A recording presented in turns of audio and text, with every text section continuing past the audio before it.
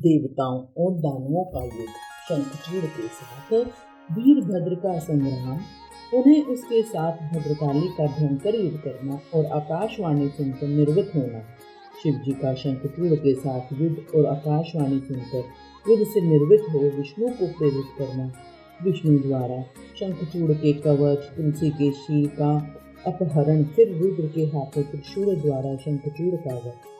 शंख की उत्पत्ति का कथन संत कुमार जी कहते हैं, महर्षि, जब उस दूत ने शंखचूड़ के पास जाकर विस्तार पूर्वक शिव जी का वचन कह सुनाया तथा तत्वत उसके यथार्थ से निश्चय को भी प्रकट किया, तब उसे सुनकर प्रतापी दानवराज शंखचूड़ ने भी परम प्रसन्नता पूर्वक युद्ध को ही अंगीकार किया। फिर तो वह तुरंत ही मंत्रियों सहित रथ पर जा बैठा और उसने अपनी सेना को शंकर के साथ युद्ध करने के लिए आदेश दिया। उधर अखिलेश्वर शिव जी ने भी तत्काल ही अपनी सेना को तथा देवताओं को आगे बढ़ने की आज्ञा दी और स्वयं भी लीलावश युद्ध के लिए तैनात हो गए। फिर तो शीघ्र ही युद्ध आरंभ हो गया।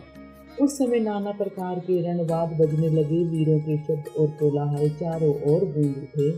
उन्हें इस प्रकार देवताओं और दानवों का परस्पर युद्ध होने लगा। उस समय वे दोनों सेनाएं धर्मपूर्वक जूझने लगी। स्वयं महेंद्र और वर्षपर्वा के साथ लड़ने लगे और विप्रचित के साथ सूर्य का धर्म युद्ध होने लगा। विष्णु दंभ के साथ भीष्म संग्राम करने लगे। कालासुर से काल, गोकर्ण से अग्नि, कालके से कुबेर, मयक से विश्वकर्मा, भयंकर से मृत्यु, संहार से यम, कालंबिका से वरुण, चंचल से वायु, घट पृष्ठ से बुध, रक्ताश से शनिश्चर, रत्नासार से जयंत, वर्णागणों से वसुगुण, दोनों दीप्तिमानों से दोनों अश्विनी कुमार, धूम्र से नलकुबर, धुरंधर से धर्म, गणकाक से मंगल, शोभाकार से विश्वानर, पिपिट से मन्मथ, गोकामुख से चूर्ण, खड़ग, धूम्र, सहल, प्रतापी, विश्व और पलाश नामक असुरों के 12 आदित्य धर्म पूर्वक लोहा लेने लगे। इस प्रकार शिव की सहायता के लिए हुए अमरों का असुर के साथ युद्ध होने लगा।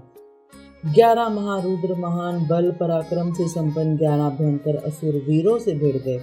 उग्र और चंड आदि के साथ, महामणि राहु के साथ, चंद्रमा और शुक्राचार्य के साथ बृहस्पति धर्म युद्ध करने लगे। इस प्रकार उस महायुद्धों में नंदीश्वर आदि सभी शिवगण शेष दानवों के साथ संग्राम करने लगे। विस्तार भय से उनका पृथक वर्णन नहीं किया गया।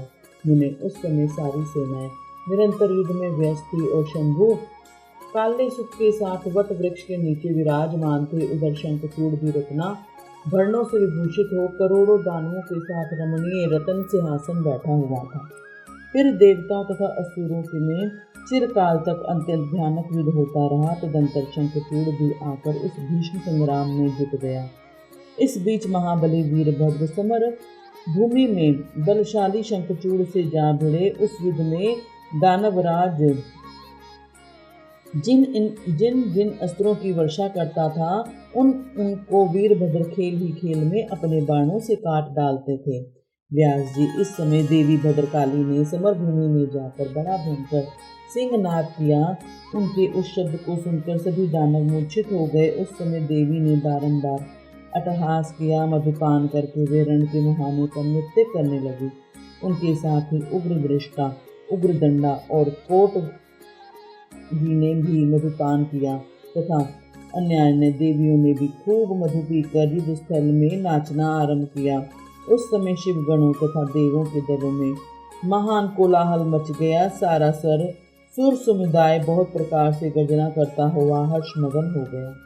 तदंतर काली ने शंखचूड़ के ऊपर प्रलयकालीन अग्नि की शिखा के समान उद्दीप्त आग्नेय अस्त्र चलाया, परंतु दानवराज ने वैष्णव वास्त्र से उसे शीघ्र ही शांत कर दिया। तब देवी भद्रकाली ने उस पर नारायण अस्त्र का प्रयोग किया। वह अस्त्र दानव शत्रु को देखकर बढ़ने लगा। तब प्रलाग्नि ज्वाला के समान उद्दीप्त होते हुए नारायण शास्त्र को देखकर शंखचूड़ दंड की भांति भूमि पर लेट गया और बारंबार प्रणाम करने लगा। तब उस दानव को नम्र हुआ देखकर वह अस्त्र निर्वित हो गया। तत्पश्चात देवी ने उस पर मंत्र पूर्वक ब्रह्म अस्त्र छोड़ा। उस अस्त्र को प्रज्वलित होता हुआ देखकर दानवराज ने भूमि पर खड़े होकर उसे प्रणाम किया और ब्रह्मास्त्र से ही उसका निवारण कर दिया। तदंतर वह दानवराज कुपित हो उठा और वेग पूर्वक अपने धनुष को खींचकर देवी के ऊपर मंत्र पाठ करते हुए दिव्य अस्त्रों की वर्षा करने लगा।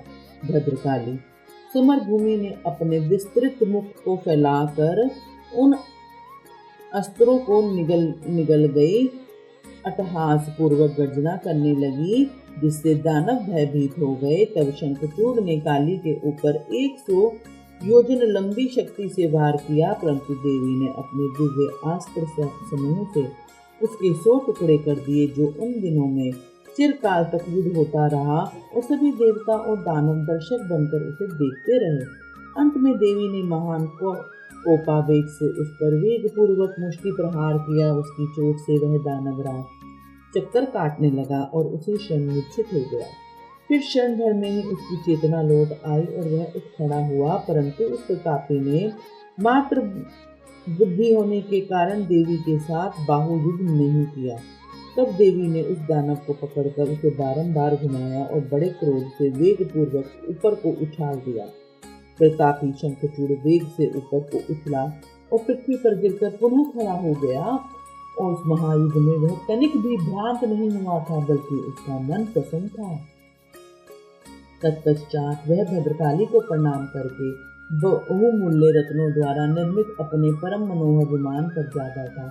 इधर कालिका भूख से विहल होकर दानवों को रक्तपान करने लगी। इसी अवसर पर वहां जो आकाशवाणी हुई, ईश्वरी अभी रणभूमि में सिंहनाद करने वाले 1.5 लाख दानवेंद्र और बचे हैं। वे बड़े अद्भुत हैं, अतः तुम उन्हें अपना आहार बना लो। परंतु देवी, संग्राम में दानवराज शंखचूड़ को मारने के लिए मत दौड़ाओ, क्योंकि ये तुम्हारे लिए अवध्य है, ऐसा निश्चय समझो।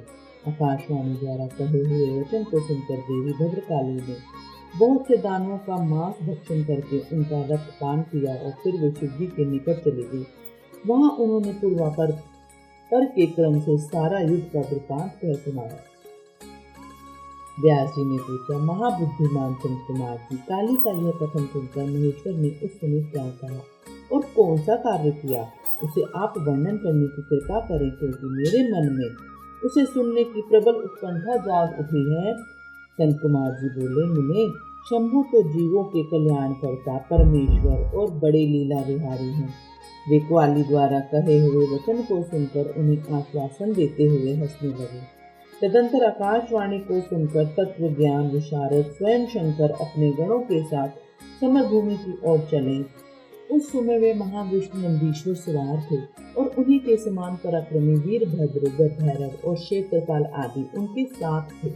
रणभूमि में पहुंचकर महेश्वर ने वीर रूप धारण किया। उस समय उन रुद्र की शोभा हो रही थी और मूर्तिमान काल से दिख रहे थे। जब शंखचूड़ की दृष्टि शिवजी पर पड़ी, तब वह विमान से उतर पड़ा और परम भक्ति के साथ ढंड की भांति पृथ्वी पर लौटकर उसने सिर के बल उन्हें प्रणाम किया। इस प्रकार नमस्कार करने के पश्चात वह तुरंत ही अपने विमान पर जा बैठा और कवच धारण करके उसने धनुष बाण उठाया। फिर तो दोनों ओर से बाणों की झड़ी लग गई। यूं व्यर्थ ही बाण वर्षा करने लगे। शिव और शंखचूड़ का वह उग्र युद्ध सैकड़ों वर्षों तक चलता रहा। अंत में युद्ध स्थल में शंखचूड़ का वध करने के लिए महाबली महेश्वर ने सहसा अपना वह त्रिशूल उठाया, जिसका निवारण करना बड़े बड़े तेजस्वियों के लिए भी अशक्य है। तब तत्काल ही उसका निषेध करने के लिए यूं आकाशवाणी हुई, शंकर, मेरी प्रार्थना सुनिए और इस समय इस त्रिशूल को मत चलाइए। ईश, यद्यपि आप क्षण मात्र में पूरे ब्रह्मांड का विनाश करने में सर्वथा समर्थ है, फिर इस अकेले दानव शंखचूड़ की तो बात ही क्या है। तथापि आप स्वामी के द्वारा देव मर्यादा का विनाश नहीं होना चाहिए। महादेव, आप उस देव मर्यादा को सुनिए और उसे सत्य एवं सफल बनाइए। वह देव मर्यादा यह है कि जब तक इस शंखचूड़ के हाथ में श्री हरि का परम उग्र कवच वर्तमान रहेगा और उसकी पतिव्रता पत्नी अर्थात तुलसी का सतित्व अखंडित हो रहेगा, तब तक इस पर जरा और मृत्यु अपना प्रभाव नहीं डाल सकेंगे। अतः जगदीश्वर शंकर ब्रह्मा के इस वचन को सत्य कीजिए। तब सत्पुरुषों के आश्रय स्वरूप शिव जी ने उस आकाशवाणी को सुनकर तथा अस्तु कहकर उसे स्वीकार कर लिया और विष्णु को उस कार्य के लिए प्रेरित किया। फिर तो शिव जी की इच्छा से विष्णु वहां से चल पड़े। वे तो मायावियों में भी श्रेष्ठ मायावी ठहरे, अतः उन्होंने एक वृद्ध ब्राह्मण का वेश धारण किया और शंखचूड़ के निकट जाकर उससे यूं कहा। वृद्ध ब्राह्मण बोले, दानवेंद्र, इस समय मैं याचक होकर तुम्हारे पास आया हूँ, तुम मुझे भिक्षा दो। दीनवत्सल, अभी मैं अपने मनोरथ को प्रकट नहीं करूँगा। जब तुम देना स्वीकार कर लोगे तब पीछे मैं उसे बताऊंगा और तब तुम उसे पूर्ण करना। ब्राह्मण की बात सुनकर राजेंद्र शंखचूड़ का मुख और नेत्र प्रसन्नता से खिल उठे। जब उसने ओम कहकर उसे स्वीकार कर लिया तब ब्राह्मण ने छल पूर्वक कहा, मैं तुम्हारा कवच चाहता हूँ। यह सुनकर ऐश्वर्यशाली दानव राज शंखचूड़ ने, जो ब्राह्मण भक्त और सत्यवादी था, वह दिव्य कवच जो उसे प्राण के समान था, ब्राह्मण को दे दिया। इस प्रकार श्री हरि ने माया द्वारा उससे वह कवच ले लिया और फिर शंखचूड़ का रूप धारण करके वे तुलसी के पास जा पहुंचे। वहां जाकर सबकी आत्मा एवं तुलसी के नित्य स्वामी श्री हरि ने शंखचूड़ रूप से उसकी शील का हरण कर लिया। इस समय विष्णु भगवान ने शंभु से अपनी सारी बात कह सुनाई। तब शिव जी ने शंखचूड़ के वध के निमित्त शंखचूड़ के वध के निमित्त अपना उद्दीप्त त्रिशूल हाथ में लिया। परमात्मा शंकर का वह विजय नामक त्रिशूल अपनी उत्कृष्ट प्रभा बिखेर रहा था। उससे सारी दिशाएं, पृथ्वी और आकाश प्रकाशित हो उठे। वह मध्याह्न कालीन करोड़ों में सूर्यों में तथा प्रलयांगिनी की शिखा के समान चमकीला था। उसका निवारण करना असंभव था। वह दुर्धर्ष, कभी व्यर्थ न होने वाला और शत्रुओं का संहारक था। वह तेजों का अत्यंत उग्र समूह, संपूर्ण शास्त्रोस्त्रों का सहायक, भयंकर और सारे देवताओं तथा असुरों के लिए दुस्सहस था। वह एक ही स्थान पर ऐसा दमक रहा था मानो लीला का आश्रय लेकर संपूर्ण ब्रह्मांड का संहार करने के लिए उद्यत हो। उसकी लंबाई 1000 धनुष और चौड़ाई 100 हाथी थी। उस जीव ब्रह्म स्वरूप शूल का किसी के द्वारा निर्माण नहीं हुआ था। उसका रूप नित्य था। आकाश में चक्कर काटता हुआ वह त्रिशूल शिव जी की आज्ञा से शंखचूड़ के ऊपर गिरा और उसने उसी क्षण उसे राख की ढेरी बना दिया। महेश्वर का वह शूल मन के समान वेगशाली था। वह शीघ्र ही अपना कार्य पूर्ण करके शंकर के पास आ पहुंचा और फिर आकाश मार्ग से चला गया। उस समय स्वर्ग में दंदुभिया बजने लगी, गंधर्व और किन्नर गान करने लगे, देवों तथा मुनियों ने स्तुति करना आरंभ किया और अप्सराएं नृत्य करने लगी। शिव के ऊपर लगातार पुष्पों की वर्षा होने लगी और ब्रह्मा, विष्णु, इंद्र आदि देवता तथा मुनिगण इनकी प्रशंसा करने लगे। दानवराज शंखचूड़ भी शिव जी की कृपा से शाप मुक्त हो गया और उसे उसके पूर्व श्री कृष्ण पार्षद रूप की प्राप्ति हो गई। शंखचूड़ की हड्डियों से शंख जाति का प्रादुर्भाव हुआ, जिस शंख का जल शंकर के अतिरिक्त समस्त देवताओं के लिए प्रशस्त माना गया। महामुनि श्री हरि और लक्ष्मी को तथा उनके संबंधियों को भी शंख का जल विशेष रूप से अत्यंत प्रिय है, किंतु शिव के लिए नहीं। इस प्रकार शंखचूड़ को मारकर शंकर, उमा, स्कंद और गणों के साथ प्रसन्नता पूर्वक नंदीश्वर पर सवार हो शिवलोक को चले गए। भगवान विष्णु ने वैकुंठ के लिए प्रस्थान किया और देवगण परमानंद मगन हो गए और अपने अपने लोक को चले गए। उस समय जगत में चारों ओर परम शांति छा गई। सबको निर्विघ्न रूप से सुख मिलने लगा। आकाश निर्मल हो गया और सारी पृथ्वी पर उत्तम उत्तम मंगल कार्य होने लगे। नहीं, इस प्रकार मैंने तुमसे महेश के जिस चरित्र का वर्णन किया है वह आनंददायक, सर्व दुखहारी, लक्ष्मीप्रद और संपूर्ण कामनाओं को पूर्ण करने वाला है। हरे हरे महादेव।